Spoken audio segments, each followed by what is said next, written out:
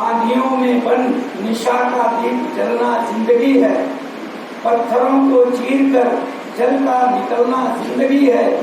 सोचता हूँ पाँव तले देर कुछ विश्राम कर लूं, पर कोई कहता है कि दिन रात चलना जिंदगी है। चरैवेति के सूत्र वाक्य को अपने जीवन में, अपनी संस्था के जीवन में यत्न पूर्वक स्वीकार करते हुए और साकार करने की कामना के साथ पुनः आप सभी का आभार ज्ञापित करते हुए, आपका स्वागत और अभिनंदन करते हुए और आपके स्नेह आशीर्वचन के लिए कृतज्ञता ज्ञापित करते हुए अपनी वाणी को विराम देता हूँ। शर्मा जी, आज कृषि कक्षाओं के शुभारंभ के मौके पर प्रमुख सचिव गन्ना अधिकारी ने कहा है कि आप अपना काम कीजिए, दुनिया भोगती रहती। अब क्या इरादे हैं आगे? आपको निर्देशित किया है उन्होंने? सबसे पहले तो क्योंकि आज जो बड़ा शायद ये असर आपके आंसुओं का रहा, उन पर वो भी देख रहे थे। नहीं, ऐसा नहीं है। मेरा मेन कष्ट ये है कि मैं जिनको साथ लेके चला था, निश्चित रूप से मुझे नहीं पता था कि वो लोग भी उन्हीं के साथ शामिल हैं, क्योंकि कुछ लोगों के स्वार्थ की पूर्ति न होना उसका एक प्रमुख कारण रहा है। और गन्ना किसानों को लोगों ने यहाँ ठगा था, उसकी पराकाष्ठा थी। फर्जी मेंबर बनाना, महाविद्यालय में परीक्षाओं का बायकॉट कराना, इस तरह के विभिन्न प्रकार की जिन पीड़ाओं को नहीं कहना चाहिए उसको भी कहना पड़ता है। अभी एक दिन मैं अचानक पहुंच गया था तो मैं परीक्षा को बायकॉट कराने का प्रयास किया गया था।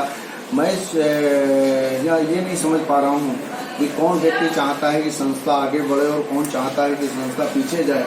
कभी चंद लोग मीडिया के माध्यम से, कभी किसी के माध्यम से।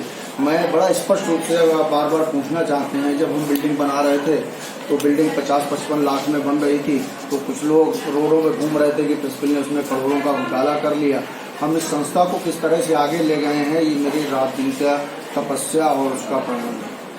कष्ट इस बात का है, इस बात के लिए आंसू नहीं है, कष्ट इस बात का है कि जिस संस्था को मैंने इन्हीं हाथों से सजाया था, जिस संस्था को सपने को लेकर मैं 1995 में इस कॉलेज में आया था, मुझ पे लोगों ने विश्वास किया और विश्वास के बाद मुझे एक जिम्मेदारी सौंपी थी।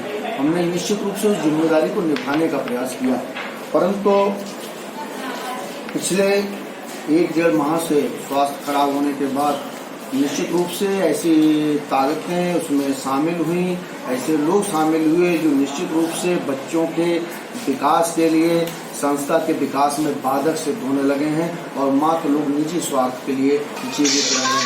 ऐसी स्थिति में कोई भी प्राचार्य अपने पद पे काम नहीं कर सकता है।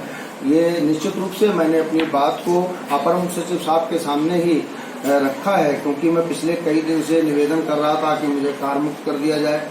मैंने कई बार निवेदन किया, क्योंकि परीक्षा कराना मेरा दायित्व है, सरकार की जिम्मेदारी है, क्योंकि परीक्षाएं चल रही हैं। निश्चित रूप से परीक्षाएं नहीं चल रही होती तो मैं किसी भी दशा में महाविद्यालय में लौट कर नहीं आता।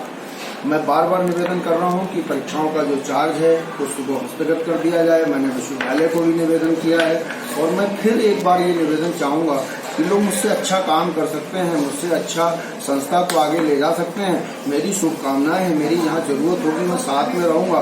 मैं फिर सबसे निवेदन करना चाहता हूँ कि इसमें किसी प्रकार का अन्यथा में ना लें और मेरा जो एक निवेदन है, मैंने जो एक त्याग पत्र भेजा है उसको सासम्मान स्वीकार करते हुए मुझे संस्था से मेरे साथ मेरा परिवार भी चिंतित है कि मैं किस तरह से इस परिवेश में काम कर रहा हूँ। तो निश्चित रूप से मैं फिर आपके भी माध्यम से कहना चाहूँगा कि मैंने जो निवेदन किया है उसको स्वीकार कर लें, मुझे मुक्त करा दें। मैं हर पल चार्ज देने को तैयार हूँ, मुझे पैसे की कहीं आवश्यकता नहीं है। और एक बात और कहना चाहता हूँ, लोग कहते हैं कि घोटाले हुए हैं। जो लोग ये कहते हैं कि हम बताएंगे कि प्रिंसिपल साहब गाड़ी से यात्रा करते हैं, मैं उनको चेतावनी देना चाहता हूँ कि वो एक सिद्ध करें। मैंने कॉलेज हित में यात्राएं की हैं, लोगों ने तो टिकट मांगने के लिए कॉलेज के पैसे पे यात्राएं की।